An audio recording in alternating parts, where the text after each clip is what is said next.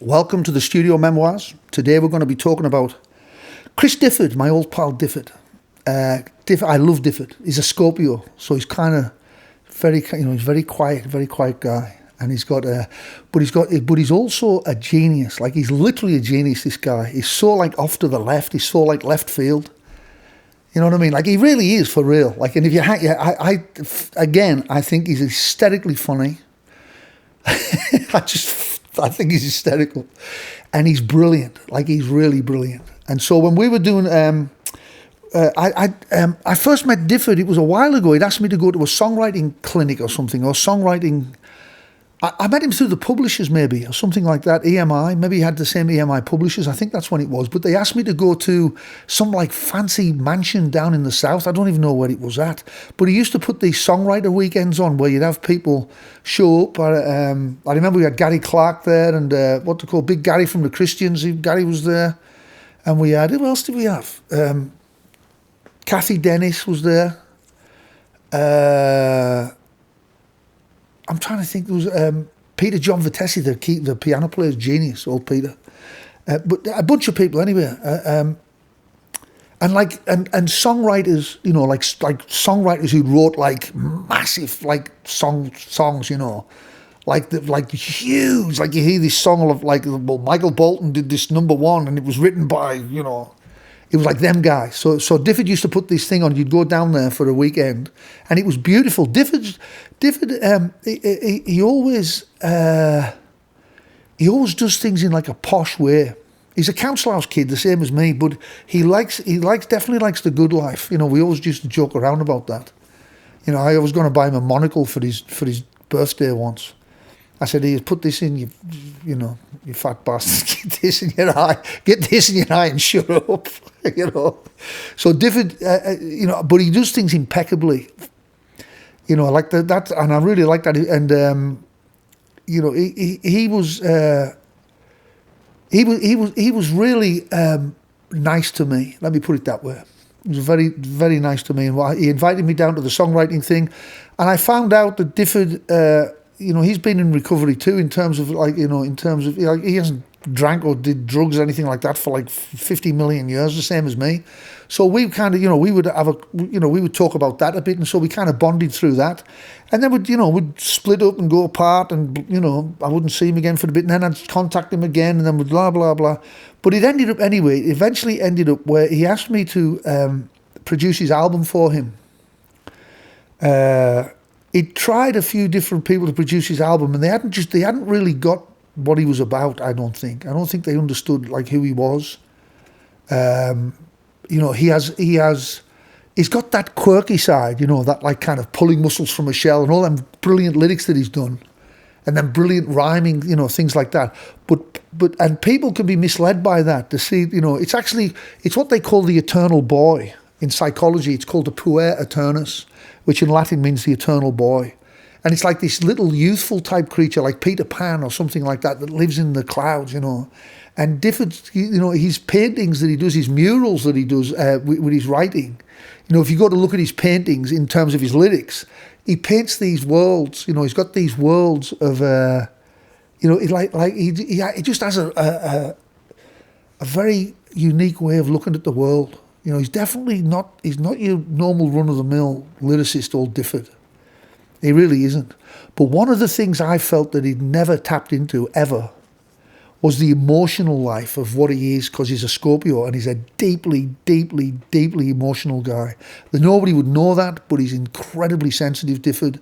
He's incredibly loyal, and he's certainly loyal to me. He's been very loyal to me. And I used to talk about getting in the bath with him. Not physically, but like psychologically, we'd get in the bath. And it was always in his car. We'd call it the submarine.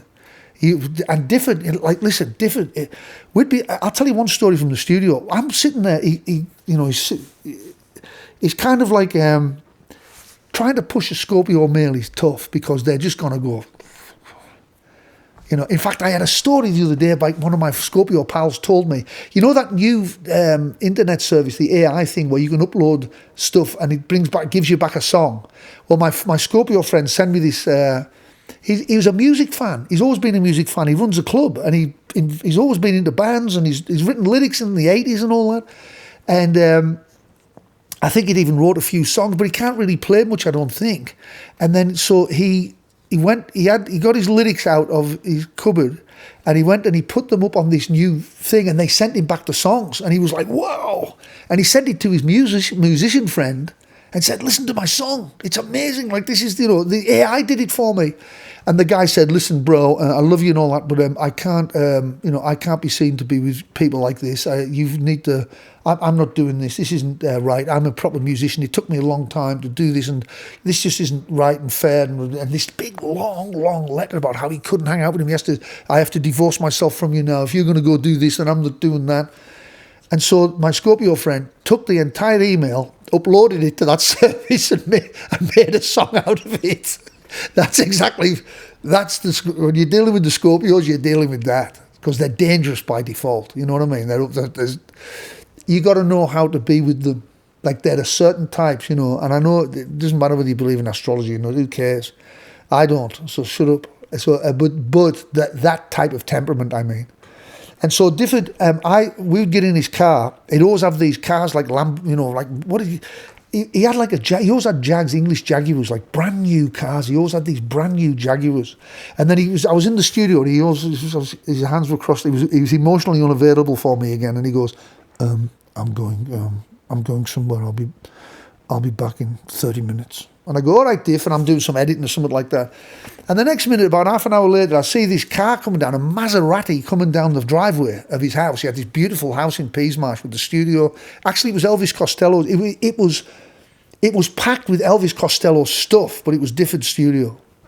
And because Elvis had somewhere to put his stuff, it was beautiful. It was I think it was an old Trident board or something, I can't remember. And we had Phil Brown down there, Phil Brown, the legendary Phil Brown, to record Difford's album. And but anyway, so he just comes in this Maserati, and I'm sitting there going like, what? So it was always like that. Like, he was incredibly secretive. You never knew what was going on, and then he would, he was just hanging out with Difford's a trip. He's there. He's like, "We're going out tonight." And I go, "Where are we going, Diff?" And he goes, "We're going to George Harrison's, an evening with George, his funeral thing at the Royal Albert Hall." And I'm like, "Really?"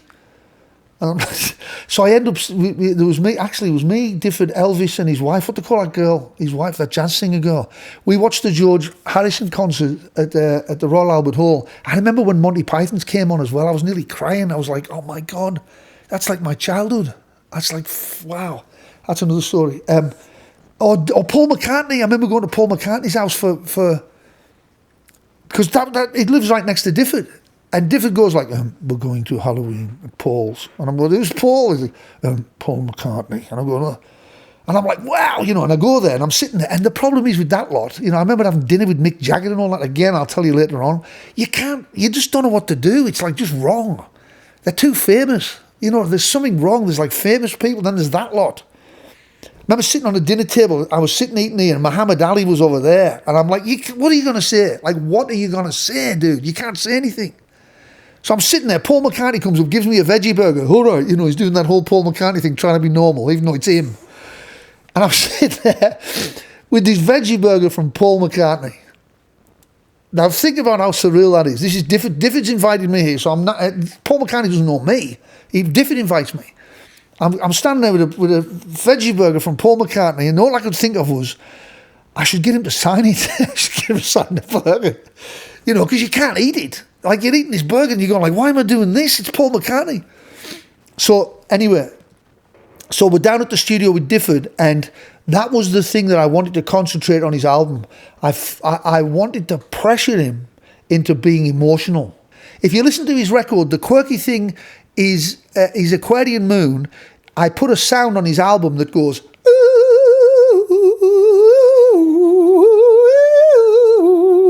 there's like a sound like that on his album. That's there to represent that part of him, right? I wanted to, because I tend to do that. I tend to feel people out psychologically and then try to represent them, who they are in person on their albums. I try to have a direct, record or recording of who they are, rather than like some idea of who they think they are. And so that noise represented Difford's quirkiness, but I wanted that deep scorpionic thing, so I wanted him to write about things that were more real, about his parents and about, you know, divorces and, you know, old shit like that, which was far more, you know, I'm more interested in that to try and, so when you get to the end of the story and you get to the end of the album, you put the album on and somewhere it's a true depiction of who he is. You know what I mean? So if you listen to Difford's album, that's what that album's about. It's the attempt, but trying to drag that out of a Scorpio is not easy, believe me. You know, that's not an easy thing. It's not an easy thing to do. And so that was that. The album was called what was it called? I didn't get to where I am. What is it called? Let me have a look. What's Difford's album called? Let me just have a look. Difford's first solo album. I think it was I Didn't Get to Where I Am. I Didn't Get Where I Am, which is, you know, it's a pretty quirky title, right? But that's how that came about. It wasn't really, you know, again, we weren't trying to have hits. We weren't trying to do that, although there was a hit on there, Cowboys Are My Weakness, which was written by Gary Clark. And did I have anything to do with that? I don't think I did, no. But that song, Cowboys Are My Weakness, is absolutely brilliant. You should check it out. But that's my, you know, my beginning with Difford. And I've got some of the greatest stories with Difford, boy, I tell you. In fact, I'm going to be meeting up with him in the next few weeks, so I'll have some new ones, hopefully. And we'll get back in the sub. We call it the submarine. You know, we get in his car, and you get in his car. And once we shut the door, I used to say to him, right, I've got you now. I've got you alone for 2 hours. And he'd have to sit with me asking him questions for 2 hours about his emotional life, you know. But Difford, I love Difford. I absolutely love him. I adore him, actually. I absolutely adore Difford. I get exactly who he is. I don't need to see him every day. I'm loyal to him to a fault. And I know that he'll just, when we get together, that Aquarian moon, you can't attach yourself to somebody with the Aquarian moon. It's like Lizzie, my girlfriend Lizzie, like she's got the Aquarian moon. They don't want to do that. They don't want to be trapped. They don't want to be, oh, I've got to speak to him every day. You just have to leave them alone. The Aquarians, you've got to let them go. Let the birds fly, right? So Difford, and then we'll pick up, and when we're ready to pick up, when Difford's ready to come and hang out with me again, Diff, how you doing? It's like we were never apart. And we can get back in the sub, and I think he's going to pick me up, actually. I'll be like, right, come on, tell me what's been going on, right? So that's it. So we'll have a few stories of Difford on here for definite, because there's enough of them. And but that's it. Press that subscribe button. You need to press that subscribe button. There's no point being my pal if you're not going to press that subscribe button. And if you press that subscribe button, you will help an old boy like me do well in the world. And you can actually consider it to be charity. You're running a non-profit, and I'm the recipient of your non-profit. And the currency is you press that subscribe button. All right, press that, and I'll see you soon. Thanks, guys. Thanks for listening. I'll see you soon.